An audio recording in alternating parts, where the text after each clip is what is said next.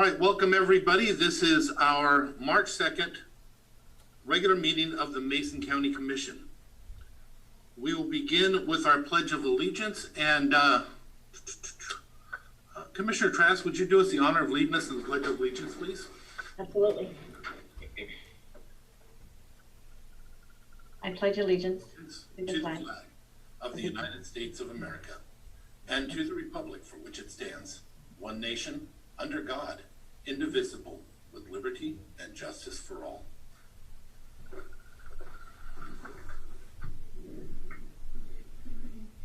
Thank you, Commissioner. Roll call, please. Commissioner District 1, Randy Netherland. I'm here. Commissioner District 2, Kevin Schutte. Here. Commissioner District 3, Sharon Trask. I am here. Thank you. Item number 4, correspondence and organizational business. 4.1 correspondence. Do you have any correspondence to read to us today? We do. Ken Vestkirk sent in a letter regarding the Belfair Sewer Extension. Washington State Liquor and Cannabis Board sent in a marijuana license for Good Job Farms, LLC. The Federal Energy Regulatory Commission sent in a letter for supporting technical information document, update plan, and schedule for the Cushman project. And Cheryl Williams sent in a Board of Equalization Advisory Board application. Thank you. Item number 4.2, news release. Mason County Board of Health position openings. Dave Wyndham is not available. Commissioner Trask has agreed to read it. Would you please read that into the record? I will.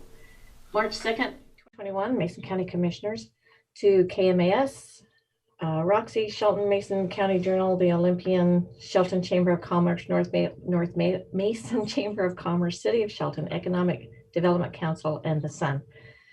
Regarding Mason County Board of Health, the Mason County Board of Commissioners are seeking applicants to fill open positions on the Mason County Board of Health. Mason County Board of Health conducts semi-public meetings to discuss local public health issues. Meetings are scheduled on the 4th Tuesday of every other month at 3 p.m. See Resolution 01-20 for more information. In the Courthouse Annex, Mason County Building 1, 411 North 5th Street, Shelton, Washington, 98584.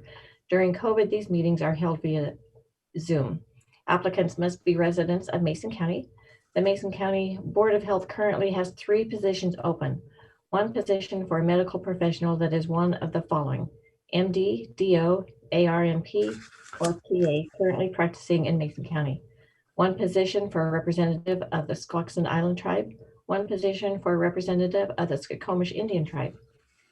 Interested persons are encouraged to apply for this commission by completing an advisory board form that can be downloaded from our website, www.co.mason.wa.us/forms/advisory board app.pdf, or by calling the Commissioner's Office at 427-9670 extension 419 or 275-4467 extension 419. Completed applications must be submitted in the Commissioner's Office at 411 North 5th Street, Shelton. Positions are open until filled. If there are questions about these positions, please contact David Wyndham at 427-9670 extension 260 or by email at dwyndham@co.mason.wa.us. Thank you, Commissioner. Item number 4.3, news release. Planning Advisory Commission vacancy, Kel Rowan. Good morning. Good morning. Okay. News release, March 2nd, 2021, to KMAS, KRXY, Shelton Mason County Journal, the Olympian, Shelton Chamber of Commerce, North Mason Chamber of Commerce, City of Shelton, Economic Development Council, and the Sun. This is for Planning Advisory Commission vacancy. Mason County is seeking applications for the Mason County Planning Advisory Commission. There are 2 open seats represented as Commissioner District 3 and 1 at-large position, for which applications will be considered from all 3 Mason County Commissioner districts. The Planning Advisory Commission is a 7-member board, citizen board appointed to advise the Board of County Commissioners on policies related to amendments to the comprehensive plan, Shoreline Master Program, Resource Ordinance, and other development regulations, in addition to making recommendations on rezone applications. The commission typically meets at least once per month on the third Monday at 6 p.m. With special meetings scheduled as necessary. And those are currently being handled by over Zoom. Appointed commissioners normally serve a 4-year term. Currently, the Commissioner District 3 position will be filling a vacancy to set to expire in January of 2025. And the at-large position will be filling a vacancy set to expire in January of 2022. Applications to serve on the board are being accepted until the positions are filled and should be submitted to the Mason County Commissioners, 411 North 5th Street, Shelton, Washington, 98584. Application forms may be obtained from the Commissioner's Office, 360-427-9670, extension 419, or visit our website at www.co.mason.wa.us. That's all. Thank you. Thank you, Kel. Mackenzie, is there any other correspondence or organizational business to come before the body? No, there is not. Thank you. We will move on to item number 5, which is our open forum for citizens input.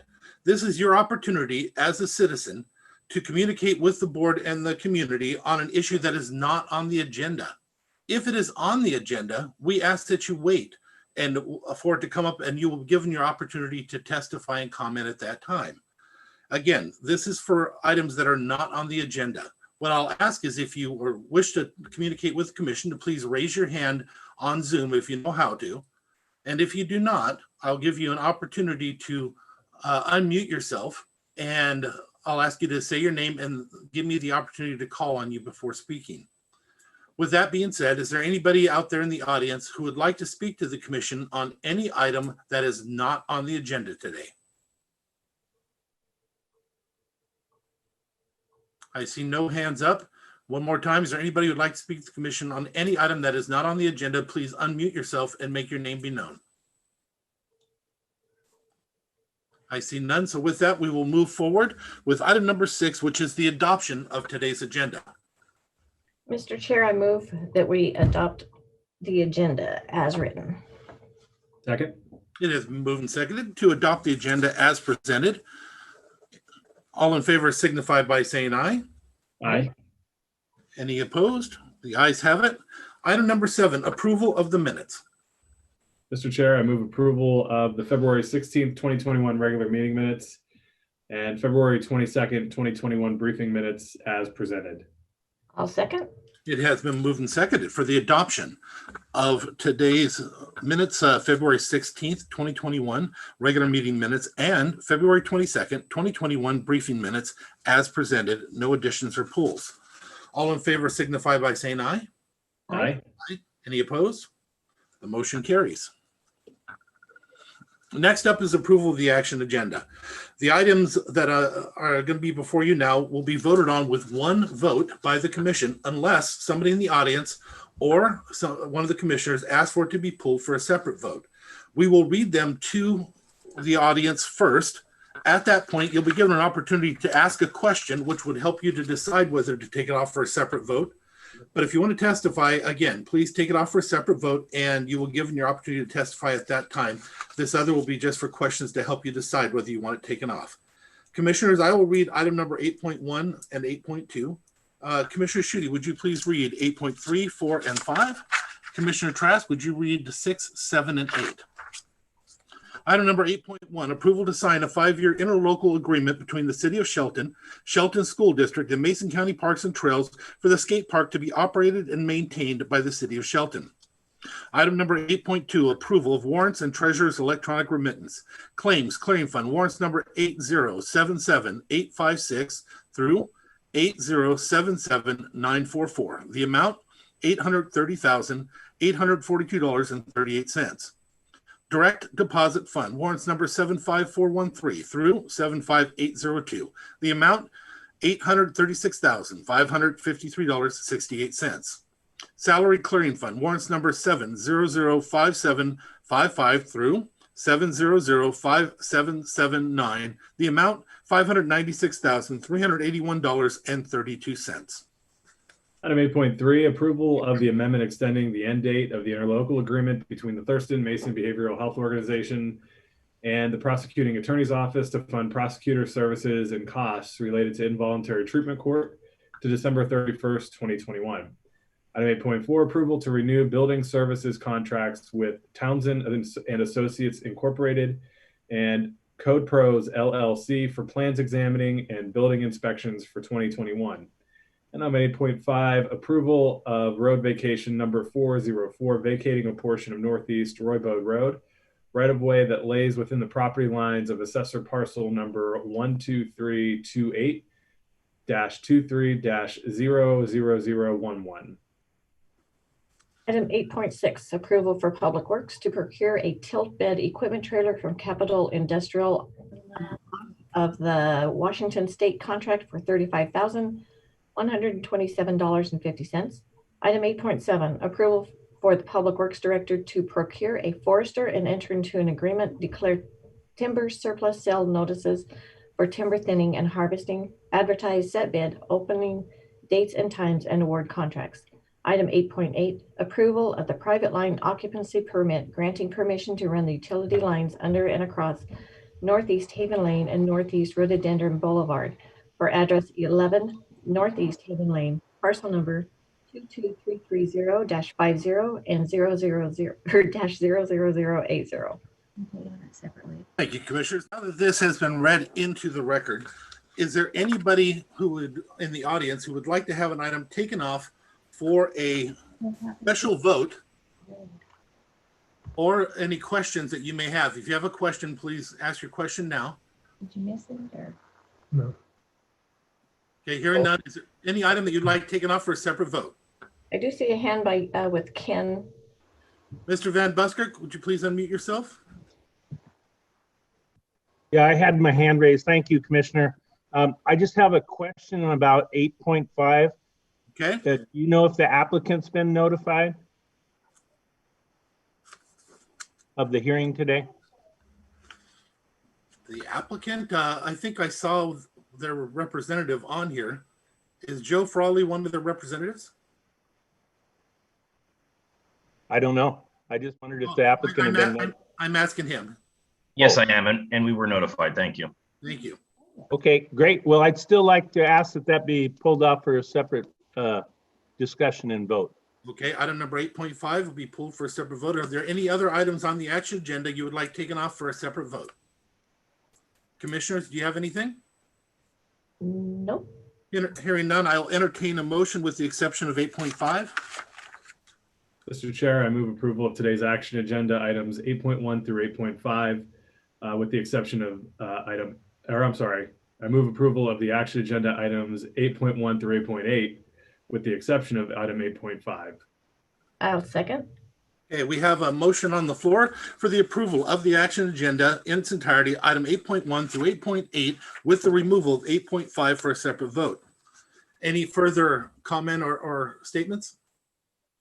Mr. Chair, just one comment briefly on item 8.3. This extends our relationship with the Thurston Mason Behavioral Health Administrative Service Organization that helps fund involuntary treatments within the county at the Coda Street ENT facility that came online last year.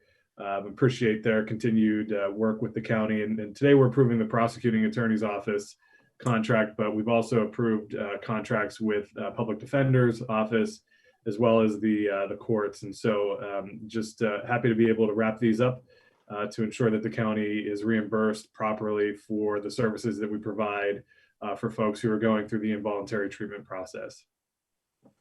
Thank you. Any further comment?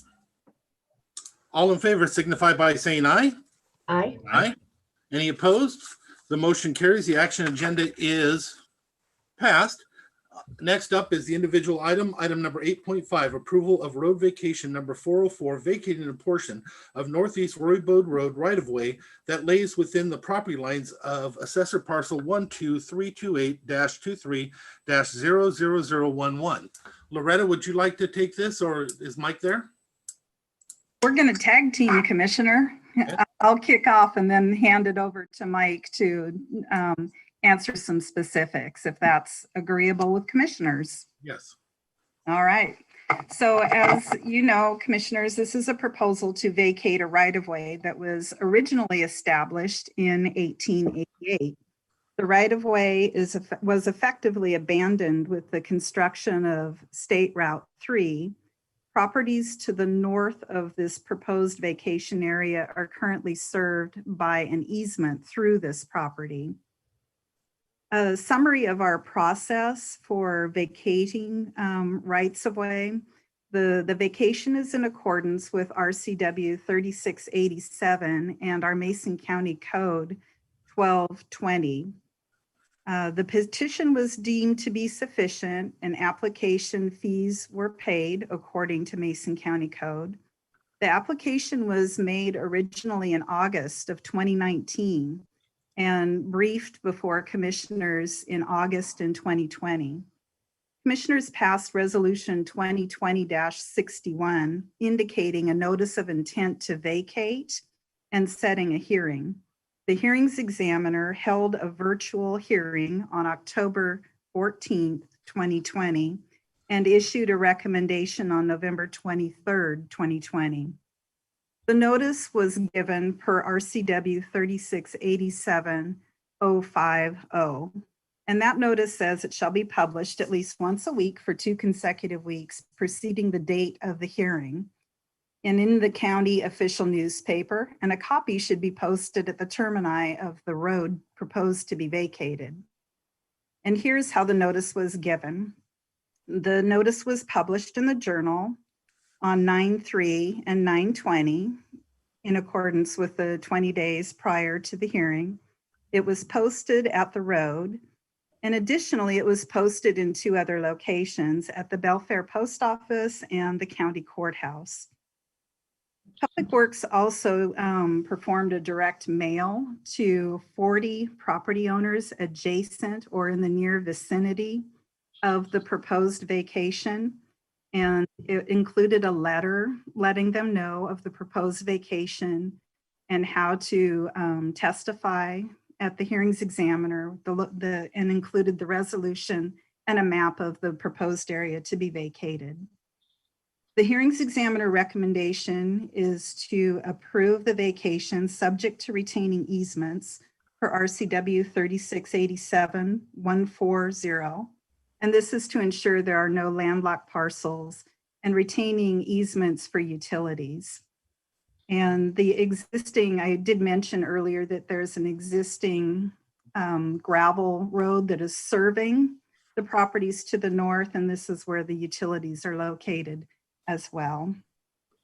Commissioners asked us to examine the utility of the abandoned right-of-way for a future use to connect up to SR3. And so we performed that. And commissioners also asked to take a look at what the cost would be to replace right-of-way if it were to be vacated. So if we were planning to make a connection up to SR3, what would it take, what that alignment might look like if the road were to be vacated, and if we were to retain the road, what that alignment might look like. And so with that, I'm going to kick it over to Mike Collins, and he will speak to those 2 items. Good morning, commissioners. We were tasked with the potential single lane off ramp from SR3 down to Roy Bode Road. So we looked at several different options and came up with 3 that were a potential for construction. One actually would connect up with the existing gravel road system that lies there. The other would come off of PCI's property on the east side and cross Eigers and down into Johnson's property. And then the third was obviously is to connect up directly with the Roy Bode Road right of way as it now exists. All of these options are potential. We did no survey. This is just a conceptual type look at it. if the board is looking at an off-ramp here off of 3 into Roy Bode, then the existing right-of-way would have potential for value. So it would be an alignment that we would want to look at. If the board is not looking at at the potential for the off-ramp, then therefore we wouldn't have a value on this particular piece of property. There's overall cost-wise, we're looking at probably in the millions range for actual construction. It would either be an elevated structure, or you have to bring in quite a bit of fill to because of Highway 3 is so high. Roy Bode Road itself would have to be reconstructed. The ideal of looking at the intersection with Clifton and then the one with OBH would be an issue. Permits from WashDOT with the limited access highway would be a concern. We have approached, back in September, I believe, we approached DOT about their future plans, a potential of an off-ramp here. They said it wasn't on their radar at the time. So, that was word of mouth from some people that Dave Smith knew from DOT. Their main focus right now is the freight corridor, obviously. So that's kind of the scenario we're at. As for the different values of purchasing right-of-way, one of the options we discussed with PCI was if we gave up this right-of-way of Roy Bode, that they could potentially bring the existing gravel road up to a county standard and dedicate it to the county. So that would provide a crossing through PCI's property. That was not in writing or anything like that. It was just a conversation. So there would be a go around there. But again, like I said, in reality, if we're really serious about an off-ramp, this alignment could be a potential value. Commissioners, are there any questions for staff regarding their presentation? I have one. Can you explain to me what a limited access highway is? I just want clarification.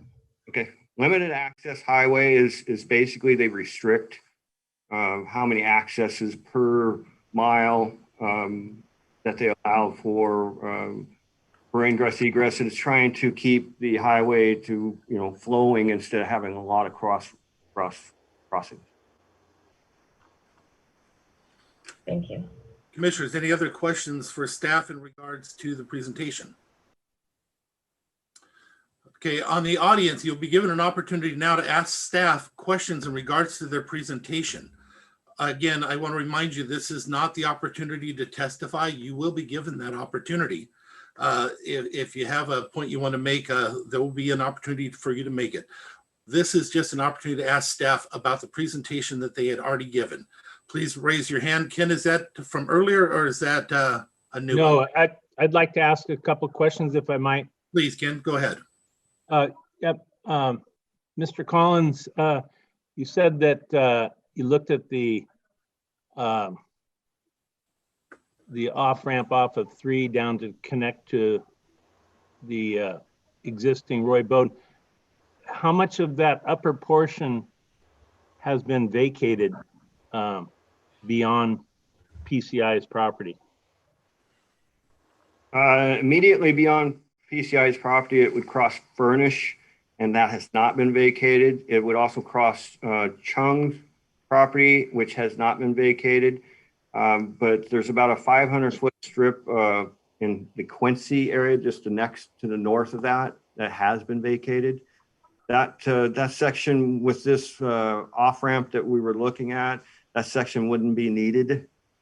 But there is a section. It continues on and goes up and crosses the railroad grade. And are there structures involved?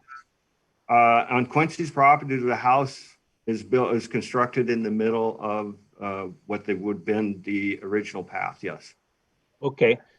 My other question was, at a recent briefing that you folks did with Commissioner Netherland, he had indicated that he thinks the applicants can still build his project if the road is not vacated. What is your opinion about that?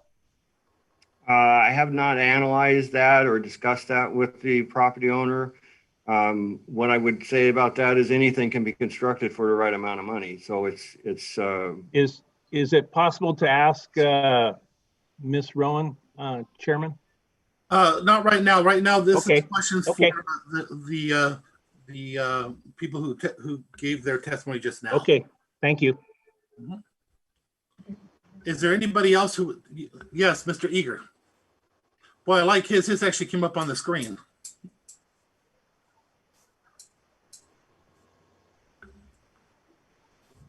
Go ahead, Mr. Eager. He's muted. Make sure he gets unmuted. There you go. There. The existing gravel road that would be around the existing right-of-way is a 90-degree turn. Was that considered as part of the plan in case that was vacated? That's a pretty sharp turn for people coming down a hill if that, project ever occurred. And, we're trying to think of, obviously, about 30, 40 years from now. yes, if you're talking about the existing gravel road connecting to that, you wouldn't come into it at a 90 degrees. It would cross. You'd have to get another easement or additional easement across Furnish's property to make a smoother transition to travel into that. If that answers your question. Yeah, yes, that, in other words, it would be a whole new easement system that you'd have to work with to make that work if that was vacated. Thank you. Yes, that just to run a number by you real quick, if you were going to connect up to the existing gravel road surface, it'd be about 1,400 feet of additional right-of-way that would have to be purchased. If you were going to connect up to the existing Roy Bode right-of-way, you would cross Furnish's, run into Chung's a little bit, and then disconnect from the existing. You'd have to purchase about 900 feet of additional right-of-way. So one case about 1,400, the other 900. So near double, but not quite. Are there any other questions for staff in regards to their presentation? I have one here. I'm looking, I see a third parcel that this goes across as well. You have Chung, you have Furnish, and then you have that other name down below the property that was vacated. Yeah, I believe that's Fisher. Yes, Fisher. So those all three of those, have you done any research to see if any of those have any other easements or access to their property other than this? Because originally none of this was part of the discussion that we had. The gravel road that passes up through there provides them access. So they have an easement on the existing gravel road. It turns a 90, goes to the east, turns a 90, and then flows to the northeast and gives those residents access. You've looked at their titles to see that they have access on that road on their titles? They have access on their titles, yes. From that road? From the gravel surface road. All right, next. Anybody else have any other questions? Mr. Chair, you have 3 hands up. Mr. Davies, do you have a question? Please unmute yourself and ask your question. I would also like to ask, if you don't mind, to tell us who you are and where you're from. Yeah, my name is Drew Davies. I own the property to the immediate west of the one with the vacation. And my question is, what is the actual construction cost difference between running it off of the existing gravel road and running it off of Roy Bode? And how many cars a day would be going through there? We have not analyzed it in that kind of capacity. Just an estimated construction cost. We're talking in the millions. So you would be anywhere from $5 to $10 million type projects to, depending on if it's an elevated structure or if it had to be brought in a lot of fill to be able to make that transition change. So we haven't got to that, anywhere near Is that that comparison. is that the difference or the total cost? No, that's just what I would say, an estimated, it could be in the $5 to $10 million range. Whether you For build the it difference. area or the other. The difference there would be a little bit longer construction, and then the difference would be purchasing additional right of way. And about how much traffic? I have not analyzed that. You're coming up with eventually here you're going to have the freight corridor coming through. That's going to reduce some traffic for SR3. You have the log yard road connection that's going to happen. That's going to change parameters too. So we would have to conduct an impact study to find out what it really would improve. Did that answer your question, Mr. Davies? Yes, thank you. Thank you. David Overton, please unmute yourself and announce who you are, please. I'm David Overton. I have a tree farm business in Mason and Kitsap counties. My question for staff is, this project doesn't seem to appear in the 2018 technical memo for the mobility plan. So I'm wondering where I find this project in the county's road plan and what their timeline for constructing this is. And then my other question is just on, since it's a limited access road, what the site distance and is from the other driveways on the area for Highway 3 coming down south of the railroad trestle on both sides. We have a project on the other side of Highway 3 that we have gone through permitting on. A partner of ours is doing a few hundred apartments. We're doing 145 single family homes, and that accesses off of the road that comes into the McDonald's and the post office. And we just recently completed a transportation study with WashDOT and went through their local programs for permitting. And it was quite a long process. So we did not anticipate this project as part of that because we anticipated the projects that were in the county's plan. So I'm concerned that we missed something, but WashDOT also did not make us aware of this. So I'm just wondering where I can find more information about this project, and then additionally what the distances are between the entrance and whether that will impact our project. This project is not on any of our transportation plans. It's not on the 6-year tip. It's just purely in concept right now to be able to, that's where we're basically asking the board to, if they want us to pursue that, we would add that to our 6-year program. We would invest some funds into engineering of doing the transportation study, and the project, would be out some years. Obviously, depends on the priority of the board. So that could be 5 years. It could be 30 years. So. Are there any other questions for staff in regards to the testimony? Sorry, the other part of that was just the site distance from this entrance to the other driveways and access points on Highway 3. There's existing driveways on Highway 3 just below the railroad grade. Those would have to be addressed. They would probably either be joined with this off-ramp, or there would have to be, I know the DOT would have a requirement for a distance between there. I don't know that distance right now. Thank you. Okay, is there any other questions? Mr. Davies, is your hand still up, or? No, I just put it up again. One more brief question.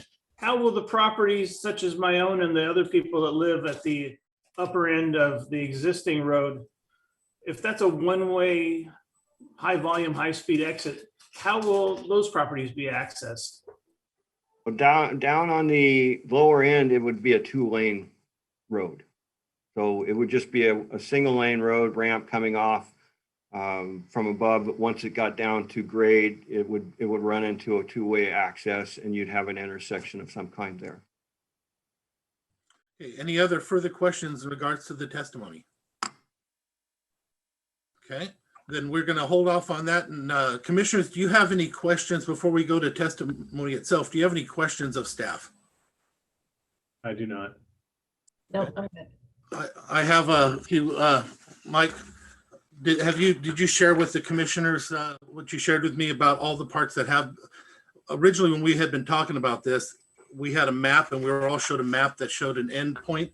But it turns out, as we've been talking about, it goes a lot further up than that. It looks like about, from my measurement, about 400 feet that was vacated, but the rest of it is all still there. Have you shared that with the commissioners? I had not, since our conversation, did not get the time yesterday to do that. But in previous conversations, I've showed them the alignment of the right of way, and it does go past. I do believe they're well aware it goes up across the railroad grade. And at that point, that's not vacated. It's just the section in the middle that's vacated. Okay.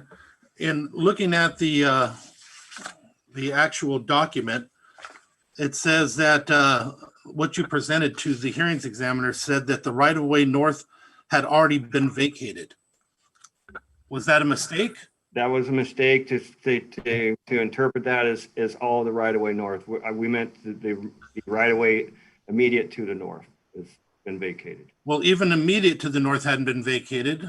Well, through Chung's had not, no, and Furnish. So Furnish, Chung's, and that other gentleman you mentioned. The Fisher. Yeah. Yes. Do you think that might be a material fact that could be important? Well, again, describing where we're looking at the alignments, we would have to come across Chung and Fisher. We would have to deal with both of those, or not Fisher, excuse me, Furnish for the one alignment, and we'd have to come across Chung and Williams there. I guess there's a little part of Williams up on the state highway. But we wouldn't have to deal with the area past the vacation would not be part of these alignments. I was not talking about the alignment. I was talking about your testimony before the hearings examiner for him granting it, and maybe the belief that he believed what you said, that the right-of-way north of had already been vacated. Do you think that might be material to his decision? It may have, it may, I don't know. Okay, and one other thing, I looked on the title for the one that was vacated, was it Doob? It didn't say anything about any other access other than the Roy Boyd Road on theirs. Did you see it on the other, did you look on the other property owners? Because I couldn't find them even online. I was told that it's on Furnish's and Chung's deed that shows access for the other residents north of them. Okay, thank you. That's all I have. Any other further questions before? Oh, Eli Furnish has joined. Mr. Furnish, would you please unmute yourself and tell us who you are and where you're from, perhaps? Hello, I'm Eli Furnish, and I own what is known as, previously known as the Lewis property. And I have lived here for 50 plus years on this property. Mr. Furnish, hold on for 1 minute, please. I do want to give you the opportunity to testify, but so this part here is just for asking questions of the staff regarding their presentation. Oh, well, okay. I just had concerns about what was studied and what wasn't. And no, you can ask them what was studied. That's fine. Go ahead. Oh, okay. As far as the water flow and, that portion of the vacation where they want to, put all the apartments, I haven't seen anything that was addressed about that drain pipe that runs under Highway 3 between McDonald's and the trestle that adds to the water flow during the winter wet months that flows naturally through their property and down to the wetlands. And another, as far as, the traffic, as it is, the intersection of Roy Boat and Clifton Lane can barely handle what we have now without adding a couple hundred cars to it, especially during peak times like Puget Sound naval traffic and holidays and weekends, which is a concern. Thank you, Mr. Furnish. Are there any other questions for staff regarding what we have? And we'll open it up to testimony here in a minute, and everybody will be given an opportunity to speak their mind about how they feel about it. Okay, that'll be it for right now then. Thank you. Okay. Thank you, Mr. Furnish. Is there anybody else who has any questions for staff regarding the presentation? Anybody else? Hearing none, now we will go ahead and go to some testimony on this. Is there anybody who would like to testify?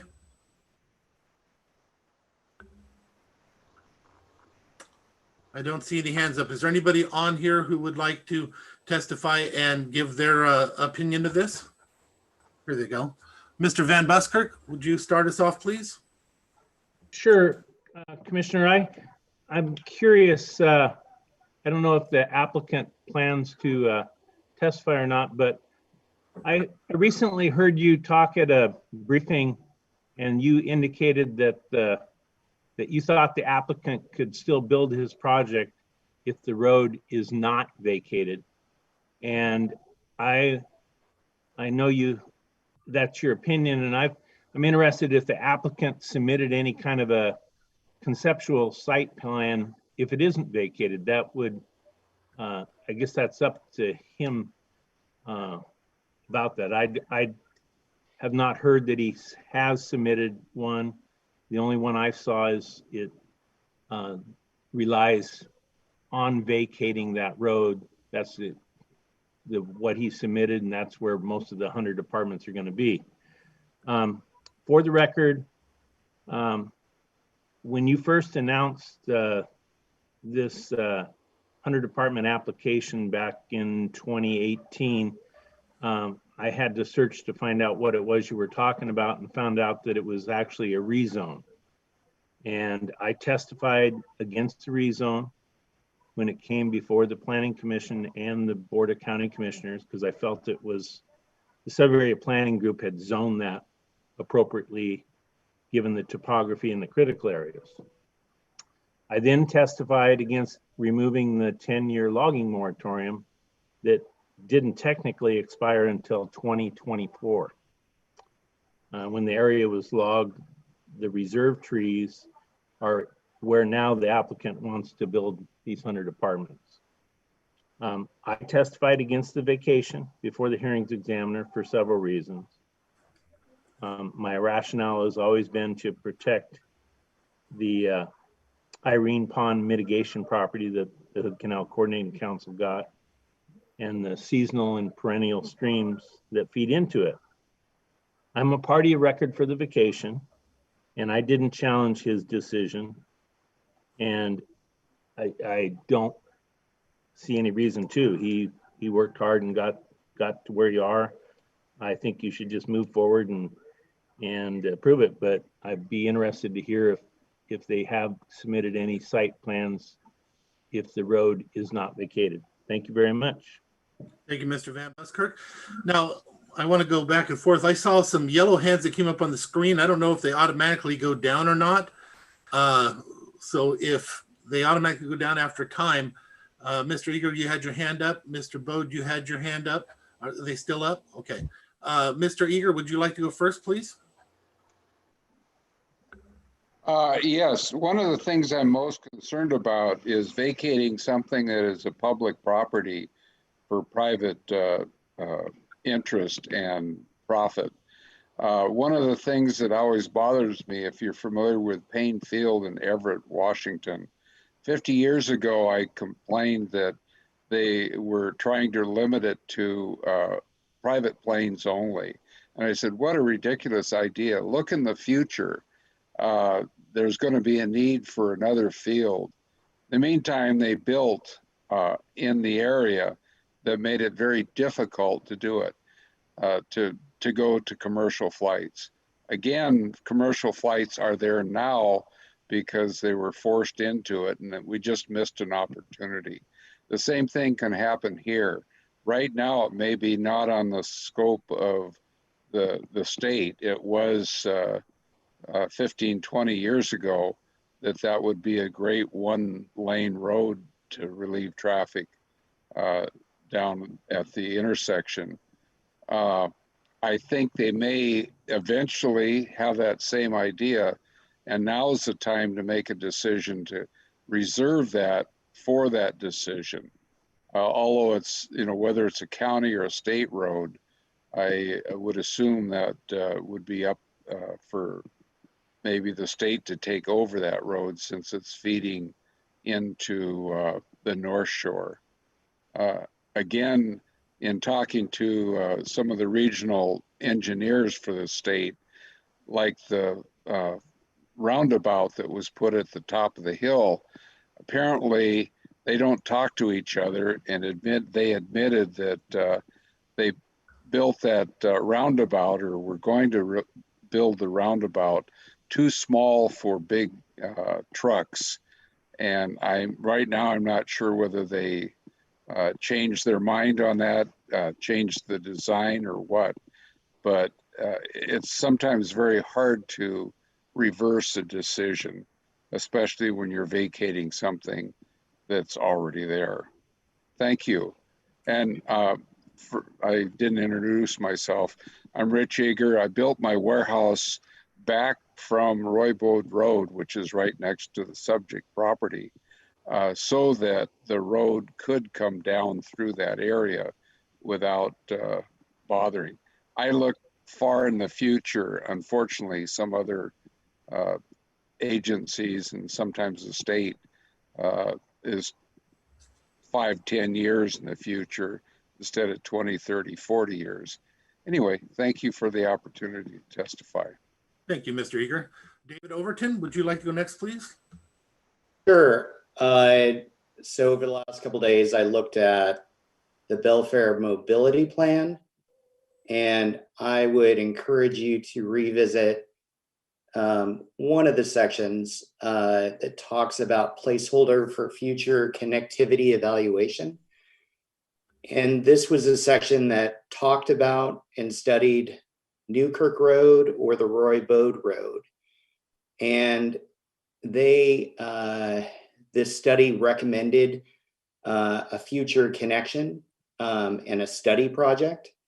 And so I would encourage you to revisit the document from 2018. It's not so old that it should be out of people's memory, but it does talk about where that connection could be, and it would be an extension of Log Yard Road to Old Belfair Highway. And I think if you're looking at a regional connection, it's going to take a fair amount of study, and before you're acting to stop a project that would provide 100 connections to the 100-ish connections to the sewer, I would consider studying these other ones. I know there's an argument about preserving the right-of-way that it's hard to get back, but unless WashDOT has given you a positive indication that they would allow a connection, the right-of-way has no value, because the only value is connecting into the state facility. So I don't think if the state valued this, because they've studied Highway 3 and studied the freight connector and were part of the 2018 Belfair Mobility Study, that they would have missed drawing out this easement. So if it had value, it would have been populated in one of these other projects. So I think my confusion lies in the fact that this debt on the sewer has been a problem that we've all been working on. I've been working with a man named Sterling Griffin to solve some of that with an apartment project and a single family housing project on the other side. That is moving forward in the spring. And I am excited to see someone else making the investment and providing additional connections.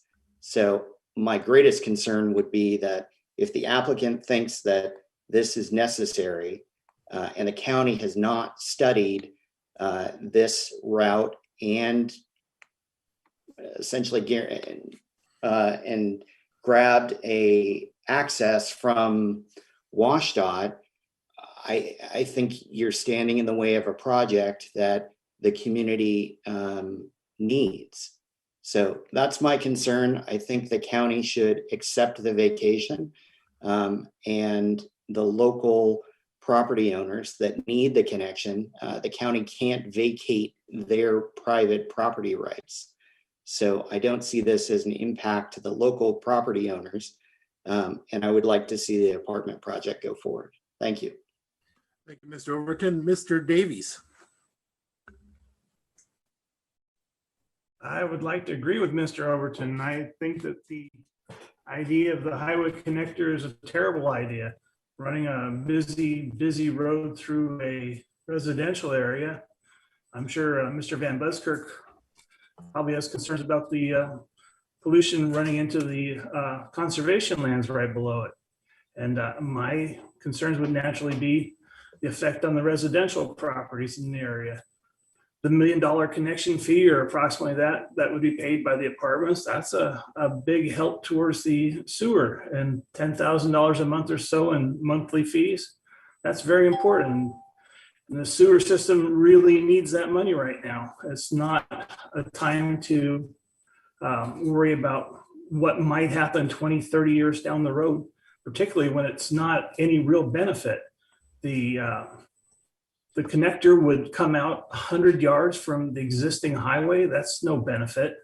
That's not going to improve any of the traffic. I don't see any possible benefit to anybody by holding up a project that would actually create jobs and housing that we desperately need in this town. Thank you. Thank you, Mr. Davies. Eli Furnish, earlier you wanted to testify. Are you still wanting to testify? Oh, there's. Yes. Well, as Commissioner Randy Netherlands said, if the county vacates the right to the easement and then in the future decide to build an off-ramp there, they would have to acquire a large part of my property to proceed. And I believe it would be detrimental to the wildlife that depends on my property for their survival. And I choose to leave it natural for their benefit.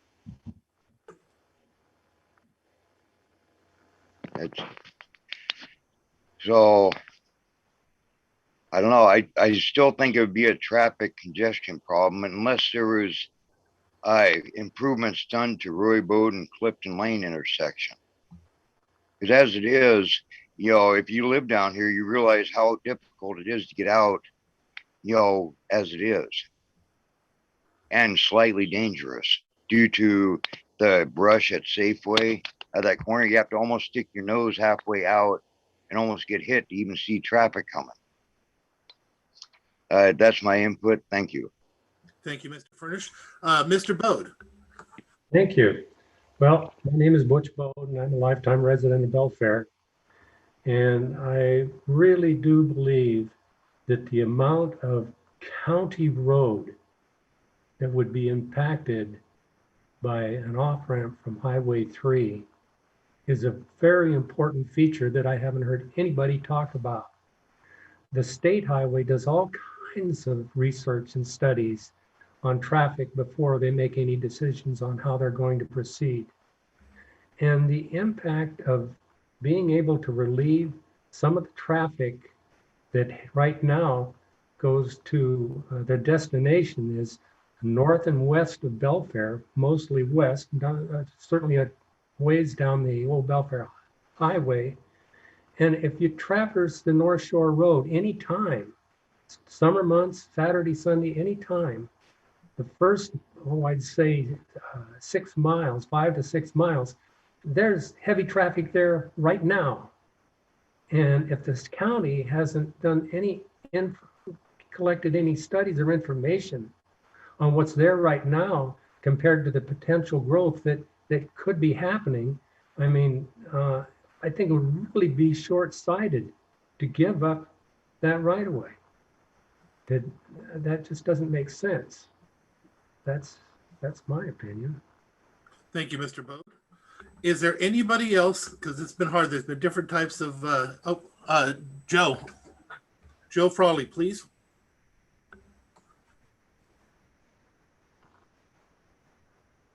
Thank you, Commissioner. Just wanted to, I guess, reiterate the benefits that this would bring to Belfair. The jobs, the added funding for the sewer and other things in the city. And also I want to address and reiterate that we're not going to change the neighbors' access. We're committed to working with them in the city and the county to continue to maintain that access. And encourage it. I'll reach out after this hearing to each of the adjacent property owners and give them my phone number. So if they do have concerns, if this moves forward, that we can move forward with them. I'm having some technical difficulties with my camera, but we hope we can hear you clear on this end. Okay. Just to reiterate that we're committed to working with the county. We've worked with them since we've submitted this back in 2019. We haven't rushed this through. We've tried to address all the various concerns, including in the site plan that we've submitted. It maintains and improves the existing access. We're not trying to take access away from anybody. We're just committed to trying to make this beneficial for everybody involved. Thank you, Mr. Frawley. Is there any, your hand is still up, Mr. Frawley. Is there anybody else who would like to testify that is on the Zoom that has not testified? Please raise your hand, or if you like, if you have issues there, just go ahead and put your camera on and wave at me. Okay, hearing none. Is there other testimony? Mackenzie, is there other testimony to come before the commission? Yes, there is. Can you hear me okay? I can. Commissioners, can you hear her okay? Yes, please. Okay, so Kim Wilson sent in, there are two topics that are for you to vote on that I would like to give you my opinion on. One, the vacation of Roy Bode, and two, Mason County Sewer Extension and Loan for the Belfair area.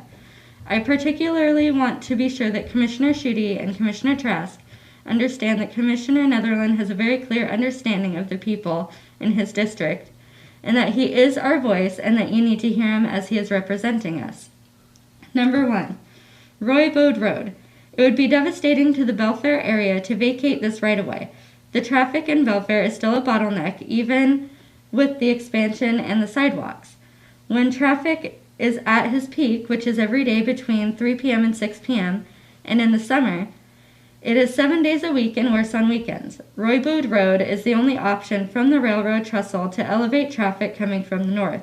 Instead of vacating, you should actually be considering improving it all the way up to Highway 3.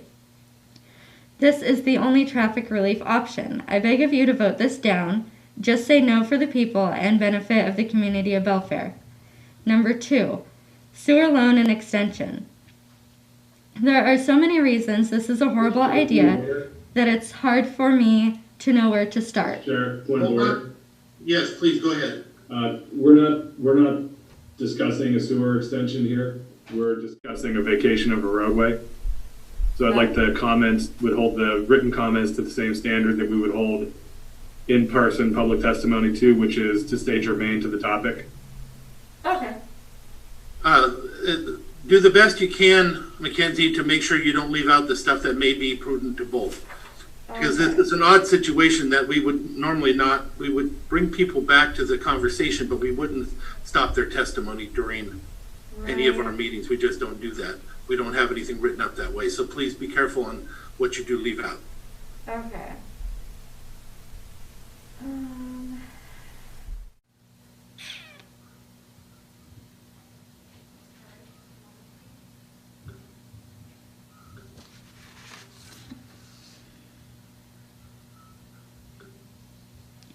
Now, there's a lot of concerns about the properties with the extension, but I don't know if that's relevant.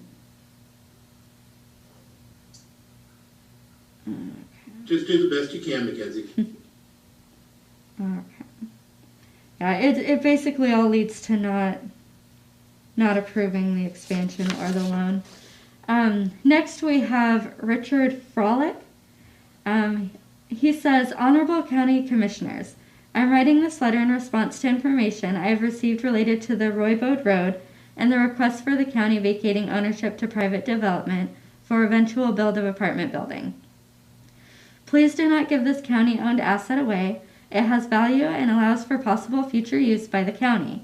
It is a developer responsibility to invest the dollars needed to bring their project to fruition, as they should purchase the land or modify plans to work around the right-of-way.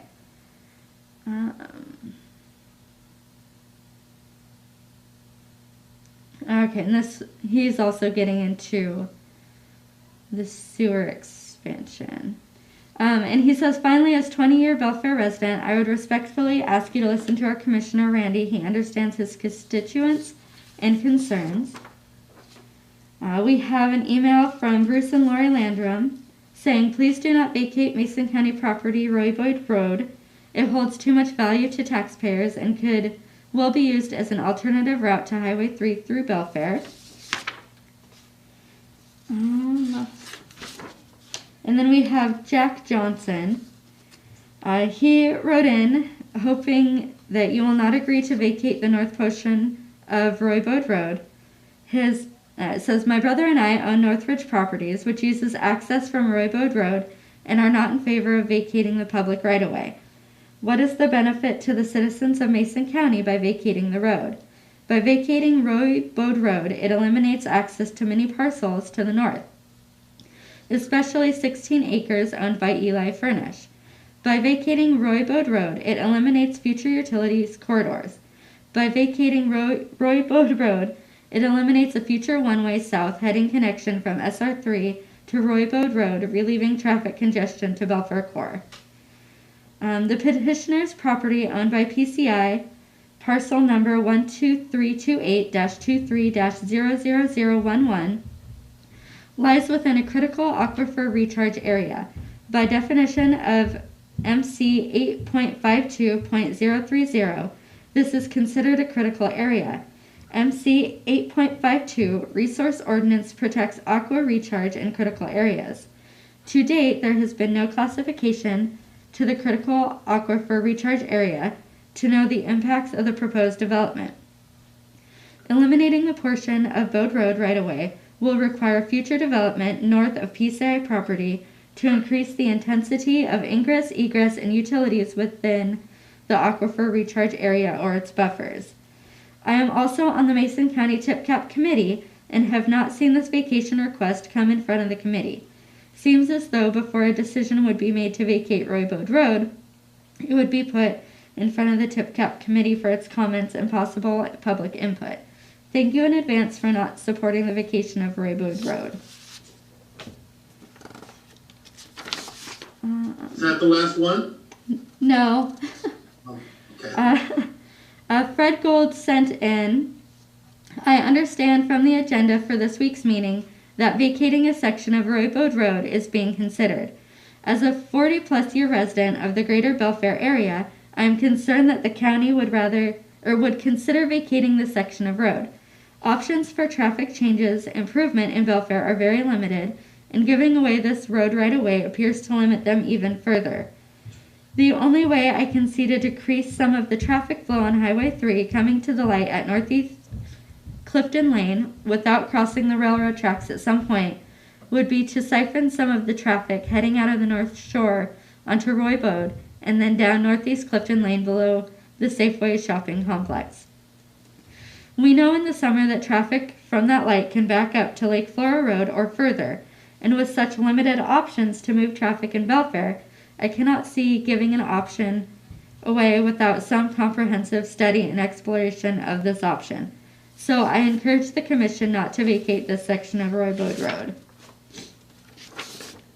All right, and that is everything. Okay. Is there anybody that has not testified I would, Please, Judy, please, go ahead. I didn't get my hand up. I was detained. That's fine. I would ask that the commission not vote for the vacation of this. Alan has traditionally vacated many roads and have kind of suffered some consequences in regard to that. And I would just like to see it not vacated. So that's my testimony. Thank you. Thank you. Is there anybody else who we've missed that has not tested, that would like to testify that has not testified? If so, put your camera on. You can wave at me. You can put up a hand, or just unmute and let your name be known, and I'll call on you at that time. Hearing none, then we will close that aspect of this and move forward into commissioner discussion and or motion. Commissioners, I'd like to show you something, if you don't mind. There's plenty of reasons why I have issue with this, but I thought you guys had already received this. But if you'll notice, that map is the map that was used for the hearings examiner. You'll notice that road right there and where it ends and how it ends. Let's see if I can get it in there. That is the reality of it. There's a lot more road that was not shown to the hearings examiner, a lot more, that black line. In our county's report, we actually said that the right-of-way north of this had already been vacated, and that is not accurate.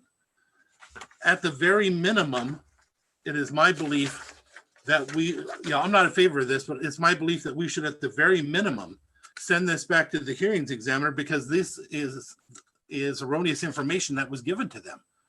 For them to make the proper decision, they have to have all the right information and all the correct information. And that's a big piece that was left out. And I think that is a big mistake. And with that being said, also, I noticed the aspect of the tip cap. The truth is, this is something that should have went through tip cap, and it did not. I'm disappointed that we didn't, because that does affect the community. I'll have further discussion, if there's a motion to talk about some of the other issues, but I myself would prefer, even if we don't vote this down, to at least at this moment, send it back to the hearings examiner with the proper information. Commissioner Schutte? Yeah, thanks, Mr. Chair. First off, I think having listened to the testimony today, it's obvious there's a number of opinions on this, but I think we still have to look at some of the facts. And quite simply, the facts are, regardless of the map that you just shown, we don't have a willing partner in DOT. Refer to the hearings examiner testimony prepared, which is not about your map, but is testimony that we received from DOT themselves. They recommend against this. They say there are no plans for a connection with State Route 3 from the Roy Bode Road area. Our own planning documents don't show this. And I understand there's a lot of emails that want us to, to go along with your opinion, because you know the community better than anybody. And I appreciate that. I think, you have long ties and connections to Belfair. There's no doubt about that. Then why has this not been in any of our planning documents for at least as long as I've been on the commission? Why has this not been included in a 1 year or a 6 year tip plan? Why wasn't this part of the conversation when State Route 3 widening projects were happening? Why wasn't this part of the Connecting Washington transportation package in 2015 when you were down at the legislature lobbying to have that passed so that we could get the freight corridor? Why have we time and time again missed this with you being in the position that you are? Only now to have this surface to the extreme detriment of a need for housing and opportunity and jobs in Belfair, in Mason County. It's quite concerning. And to turn back at the 11th hour because it's been, now it emerges versus having been incorporated into a planning process over a number of years. I mean, this is an alignment that originated in the 1800s, 1888. Hasn't been used as a road in decades. Hasn't been on any planning document that I've seen since being on the commission. Wasn't in the 2018 mobility study. when we consider public value, we have to look a little bit more globally at what public value means. And if you read in the examiner's report, it discusses in the findings that this vacation increases the utility of the property. What does that mean? It increases the usefulness of the property and creates public benefit via utility connections, via housing, via jobs. It's good for the fire district. It's good for the school district. It's good for the water district. It's good for our sewer system. Those all equate to public value and public benefit. Now, it's no secret that I've been supportive of this since this came back before us as a result of the hearings examiner position. In my opinion, it hasn't changed on that. I continue to be supportive of it. And that's because I think Belfair deserves an opportunity to compete for opportunity. Everything that we have been doing has been to put us in a position to compete for jobs, housing, and opportunity for Belfair. And that this road, this idea, this kernel of an idea, hasn't made its way into any of those deliberations is quite concerning for all the other efforts that we're making in order to have Belfair be competitive for those opportunities. And so I do support it, and I'll close my comments by saying the same thing that I said when we approved the rezone 3 years ago. And that's, if we're not going to grow in the UGA, where, Commissioner, will we grow? Since these questions were directed at me directly, I'll go ahead and answer some of them for you. First of all, I'm sorry that you haven't read it, because it has been in many of the different plans over the years. And this is not about just doing something today. This is about the long-term aspect of it.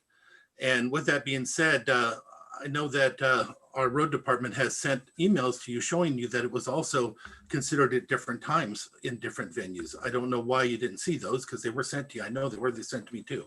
With that being said, I also know that you take priorities when you make decisions. And at this time, it has been the priority to have the road widened. It was the priority to go for the bypass. That's how things work. We are good stewards of our value and our money. Right-of-ways have value and they have money, and it's our job to watch over and protect them for the long term. We have a lot of roads that we currently aren't talking about. It doesn't mean we get rid of them, but I'll go further into other things as we move further with it. But just to make clear, there's nothing, the only part that's concerning about it is the fact that you didn't see it in the other documents, because some of them were sent to you. It is a very important thing to the community to have this for the future. It is the only one that comes off of there truly, without having to take property from somebody else completely. So with that being said, I think it is important also that information garbage in, garbage out. If you're going to put something before a hearings examiner, you don't tell them that it's been vacated when it hasn't been vacated up there. Okay, but again, I will digress and we'll move on to other conversations. I hope I answered your question, Commissioner Schutte. Well, you didn't. I mean, is it on our 6-year tip? No, but we're not planning on building it in 6 years, are we? There's a lot of things that are not on our 6-year tip. Was it in the 2018 mobility plan? Actually, I believe that there was discussion of it in our mobility plan, yes. And it says the plan concluded a connection to State Route 3 is not recommended due to significant cuts and fills to alleviate very steep slopes that abut State Route 3. Yes, and that's right now. There are other times where it is more valuable. And remember, we're not about just this moment, we're about the future as well, and holding on to roads for the future. But again, Commissioner Trask, my apologies if I talked over you. No, that's okay. So I did want to thank the people that sent in emails, our staff, phone calls. And I'm the one that delayed this so that I could do a little bit more of my research. And just to let you know some of what I did, I walked out to the property. Well, I didn't walk out to the property. I walked the property and took our engineers out there with me so that we could discuss, and if I had questions, they could answer them immediately. And I truly appreciated them doing that. I've read more documents than I've read in a while, except for legislative issues. I studied maps. I looked at some of the alternate routes to include roundabouts on the existing roads. And I did hear that if we did vote for this, if we approved the vacation, that there could be possible litigation. So I spoke with our attorney to make sure that what we were doing was litigation proof. And he assured me through court cases that he showed me that we are litigation proof. One of my concerns was also alleviated. I sit on the Public Works Board for, which is a part of the Department of Commerce for the state. And one thing that we do at every meeting is we will disclose any conflicts that we might have with any of the issues before us.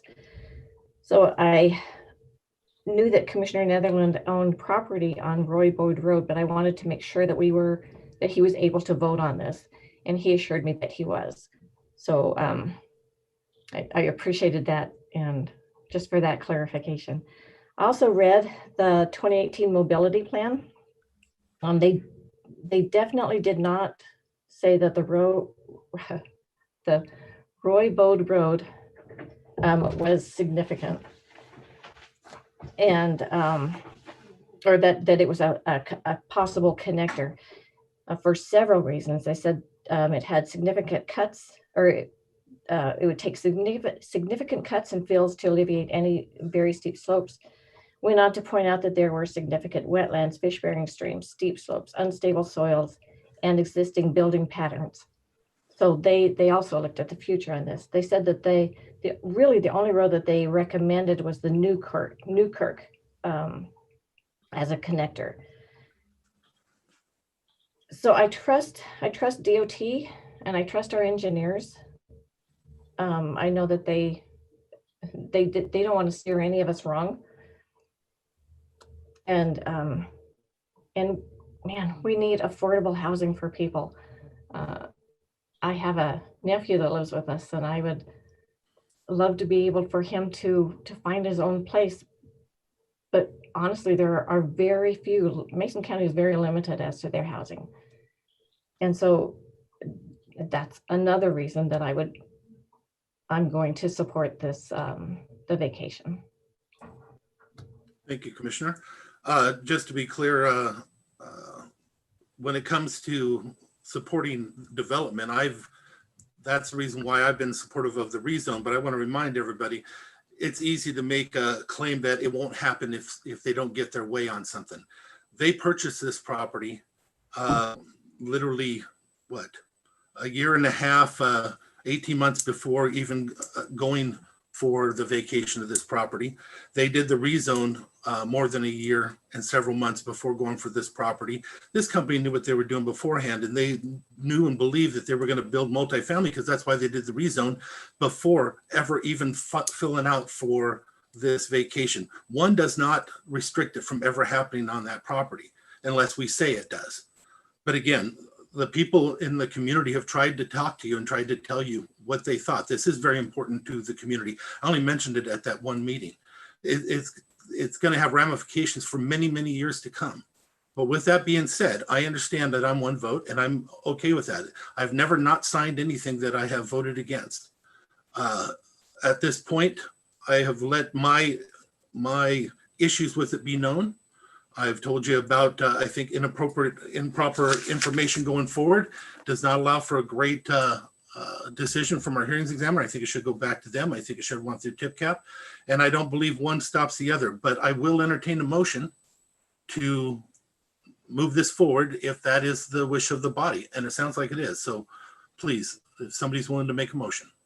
Mr. Chair, just one quick follow on to that comment. I did reach back out to Jack Johnson, who, as you all know, is on tip cap for the county. And I asked when, in his recollection, tip cap has reviewed a road vacation, immaterial whether they should or not, which is a different conversation. they have never reviewed, in his recollection, in his time on there, a road vacation. And so that's not something that they currently do. And so I wanted that to be reflected as well, based on the email that was read into the record in my subsequent conversation with Jack. I appreciate that. I personally, with something this magnitude, I think it should in the future, but that's a different story from today. You're correct. I served on the tip cap for many years also, and I don't remember ever doing one while I was there, but we never had one that was this impactful either. So I will still entertain a motion if somebody would like to make one. Mr. Chair, I would recommend the board consider the hearings examiner recommendation to approve road vacation number 404, vacating a portion of Northeast Roy Bode Road right-of-way that lays within the property lines of assessor parcel number 12328-23-00011. And I'll second that, just with a point of clarification, Commissioner Trask. Does that include the conditions set forth in the hearings examiner's report that there continue to be access allowed to the properties so that they don't be landlocked? Yes, absolutely. Okay, then I do second that motion. Give me 1 minute on that then.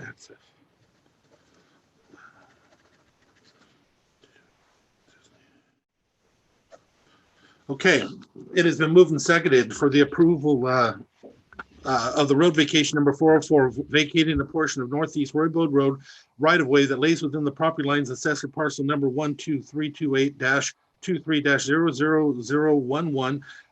Also to continue to allow access for those that are beyond it so that they are not landlocked. Did that capture that correctly, Commissioner Shooting? Yes. Okay, so it's a moved and seconded. Discussion? I believe I discussed it. Hopefully not to death, but I do want to thank everybody that did comment, that joined us via Zoom, emailed, all the staff hours. It's not an easy job for our hearing examiner, and I want to appreciate or send my appreciation to him as well. It's a difficult job, but I think he does it for the best of the county as a whole. And I believe that my decision today is for the county as a whole. Thank you, Commissioner Trask. Commissioner Shooty? Yeah, I'll just echo, based on the comments that we received, certainly they were mixed. And that shows that land use decisions are among the most challenging decisions that face local elected officials and communities as a whole. And so my intent here is to find a way to be both supportive of our county's needs from a housing and utility perspective, but also to put the county on a positive path forward. And so people who have taken their time to engage on this, it's greatly appreciated, and look forward to continuing to work on all of the issues facing Belfair and Mason County more broadly. So appreciate the input. Thank you. And I will be voting against it for the same reasons as I discussed earlier. I believe that unintentional, but I believe that the maps used for the presentation to the hearings examiner were incorrect. I think it is a material fact that is missing when we stated that the land had been vacated from the north, and it had not. I believe that this is a big mistake for the future. We are giving up one of the only accesses we have coming off that highway for the future of Belfair. And that's why so many people are aware of it and they do care. One of the gentlemen on here is actually the son of the man that the road is named after, which I found is interesting. In the conversation he had on a meeting, he mentioned riding his bikes up there. I know how accessible that road is because I did it as well. I do own some property on the far other end of it, but I already have all my services and everything there. So there is no new impact that my property would have, and I have no intentions on it anyway. I've had it forever. Well, before that, I think it was probably, I was a neighbor to Roy Bode, actually, when he was alive. I want to make clear that, again, I think it's incorrect to say that it's one or the other. They purchased the land before ever going for the vacation. They went for the rezone before ever going for the vacation. They plan to build the apartments, and it's going to happen regardless of whether or not that road was vacated. They just change on how it would be designed. I am saddened that we're going to give something up for free, which I've always had an issue with when it comes to these vacations. I've always made it clear on every single one of them that I think it is inappropriate. We're giving something up in this time, in my opinion, of very, very high value, very high value. But aside from that, the piece of land that was vacated on this road, because that road all still exists except for one person, one landowner's land that was able to get it vacated 20 years ago. And I think it was a mistake on the commission. They weren't thinking forward back then, but they did vacate it at that time. And that same piece of land that was vacated is about the same size we're vacating now. And 20 years ago, they had to pay $10,000 to vacate it then. I can imagine what the value would be now, but it's even worse because what we give away today, we are not going to be able to replace that easy tomorrow. You heard Mr. Furnish letting you know that he has no intentions of letting you go through his land to do that. We already own this, and we're giving up something we don't own, or something that we own, with the hope that we may never need it again, but I believe we will. With that being said, if there's nothing further, I will call for the vote. All in favor signify by saying aye. Aye. Opposed? Nay. The motion carries. The road is vacated. Next up is item number 9. Other business, department heads and elected officials. Are there any department heads or elected officials who would like to testify or talk at this time? Hearing none, we will move forward to item number 10, which is our public hearing.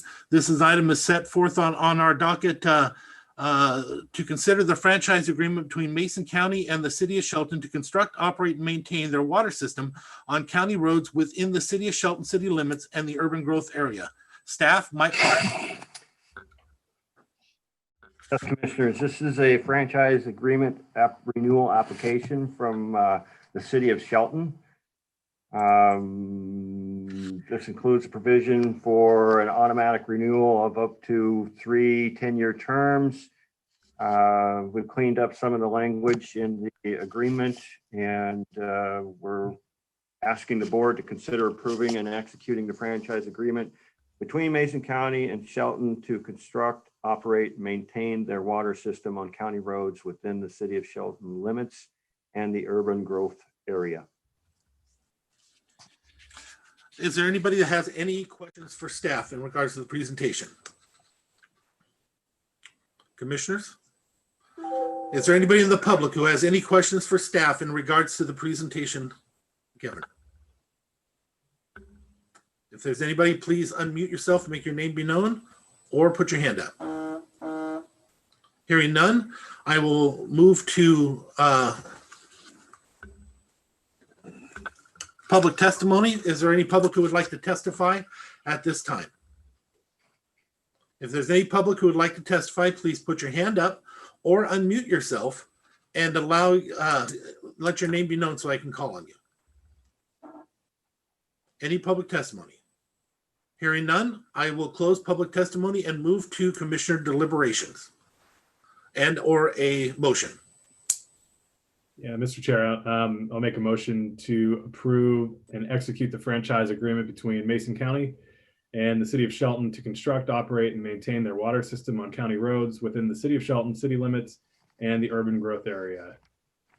I'll second that. It has been moved and seconded that the board approve and executing the franchise agreement between Mason County and the City of Shelton to construct, operate, and maintain their water system on county roads within the City of Shelton city limits and the urban growth area. Is there any further discussion? Hearing none, all in favor signify by saying aye. Aye. Any opposed? The motion carries. The hearing is closed. With that, that brings us to Commissioners' board reports and calendars. Commissioner Schutte, if you don't mind leading us off. Commissioner Trask after that, and then I will take up the rear on it. Yeah, absolutely. Thanks, Commissioner. Right now I am late for a conference call with SC Johnson and Waste Connections. So we'll be picking that up as soon as we adjourn our meeting today.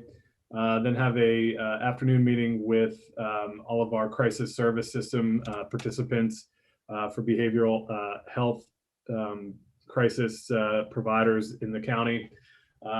Going forward this week, have a meeting with Dave to talk about some of his staffing requests for DCD, as well as a special meeting of Mason Transit. Have a Army Corps of Engineers follow up. Have a meeting regarding the Mason County Sheriff's Office Navigator Program, as well as a meeting with PUD1 back for briefings on Monday, and then a MACECOM board meeting on Tuesday.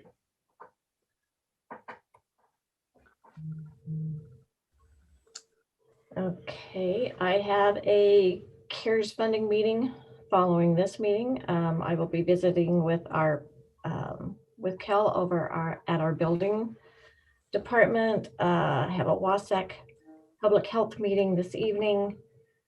Tomorrow is Public Works traditional programs meeting, a Lewis Mason Thurston Area Agency on Aging Advisory Council meeting. Mason Transit also has a special meeting tomorrow at 1. NACO is having conference this week and next week, and I was invited to attend free of charge, so I thought that was pretty cool. DNR beneficiary meeting, and then also our EOC meetings Monday, Wednesdays, and Fridays, and I believe Commissioner Netherland is attending on Monday, so I appreciate that very much. Public Works Board meeting Friday, call with Congresswoman Strickland. LSC meeting following the Public Works meeting. Then we're back here on Monday for a county briefing. Then the WASAC virtual assembly. And various, how about I just say this, I have various WASAC meetings. They're all virtual, spread throughout the next 2 weeks. And then I'd also like to wish Leslie Dunbar a happy birthday today. So happy birthday, Leslie. Is that everything? I hope so. Okay, attended Area Command at North Mason Community Voice meeting. The vaccine clinics up in the North Mason, absolutely wonderful. Again, watching these people do the wonderful things that they do. And I thank them very much for the opportunity to get some of these people that have fallen through the cracks in. It has been a beautiful event, a little tiring, as Commissioner Trask knows. It weighs a lot on me trying to get all these together, but it is well worth it when it's over. I had a meeting with a group of realtors that also ended up inviting the North Mason Community Voice. I was involved in the health officer interviews. I had a cemetery board meeting that I attended, the left board meeting. And again, as I said, I spent a lot of time talking with everybody, trying to get people together for the vaccines. Coming up this next week, we have Area Command again on Mondays, Mason Transit Authority special meeting. I have our regular briefings. Vaccine clinics, I will be attending both of them again. And again, Commissioner Trask, thank you for attending the one down south there and making sure that they know how much they're appreciated. I really appreciate that you were there. I think they always need to hear that from us. So great job on that. I also will be attending at least one or so of the WASAC virtual meetings, so we could bump into each other there, but we won't be conducting business together there, just doing it at Orca meeting. And I have a North Mason advisory meeting. Oh, the school, North Mason School District advisory meeting for their bond. And that brings us back and we start it all over again. With that being said, is there anything further? Then I will entertain a motion to adjourn. So Wait, let's just quickly say, sorry. I rescind my motion. Just real quick, I would love to send out a shout out to Peninsula and to Mason Hospitals. They are amazing. They volunteer their time. They work super hard, and they are so good at it. Our helping us with the vaccines is great work. I appreciate them greatly. Commissioner, up in North Mason, they had 932 that they vaccinated. That's a lot of people in such a small town. Okay, anything further? I will entertain that motion again. I will now reinstate my motion to adjourn. I'll second. It has been moved and seconded. We adjourn. Hearing no objection, we are adjourned.